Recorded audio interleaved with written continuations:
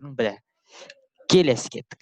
12-ші есеп не? Биіктігі 888 метр таудың етегінде ауа қысымы 762 мм сынап бағаны болса, оның шыңындағы қысымын дейді. Мынандай бір тау бар деп тұр бізге. Сондай бір тау. Таудың үстіндегі қысым, мына жердегі қысым. Ауа шыңындағы қысым.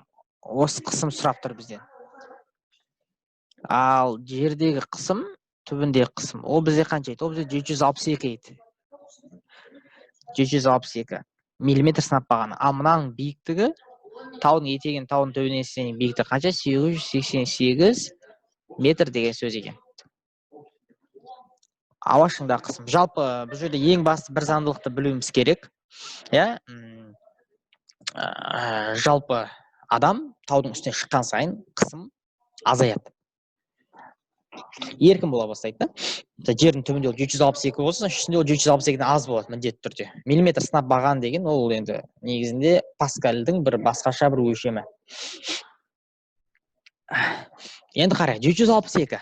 Жердің түбіндегі қысымы ол 762 болды. Значит, ол таудың үстіне шыққанға дейін қанша қысым жоғалтады? Осын білуіміз керек қой. Енді қараңыздар. Әр 120 метр сайын ауаның қысымы 1 сантиметр сынап бағанына өзгереді дейді. Көрдік па? Әр 120 метр сайын ауа қысымы 1 сантиметр сынап бағаны, бұл жерде сантиметр. А мына жерде миллиметр дейді. Көрдік па? Мына жерде миллиметр. Енді біз бұл жерде не білуіміз керек ең басты нәрсе? Енді сантиметр, миллиметр тоже самасы ғой, соны мән беріңіздер. Ол шатас қалмау керекпіз. Жауаптар бәрі миллиметрмен берілген. Енді қараңыздар. Жалпы таудың биіктігі ол бізде 888 метр.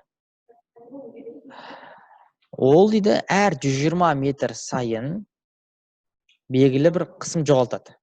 Әр 120 метр сайын ол 1 сынап миллиметр, 1 сантиметр миллиметр сынап бағаны құртады. То есть ол деген сөз 10 миллиметр деген сөз. Яғни сразу жазып қойық.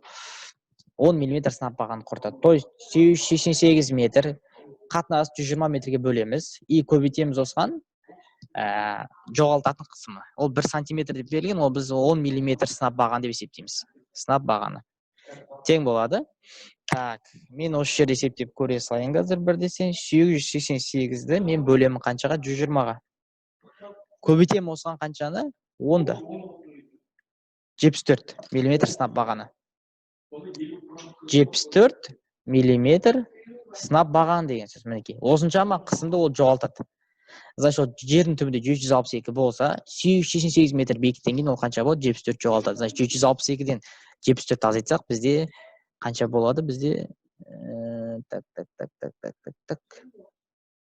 708 бола ма?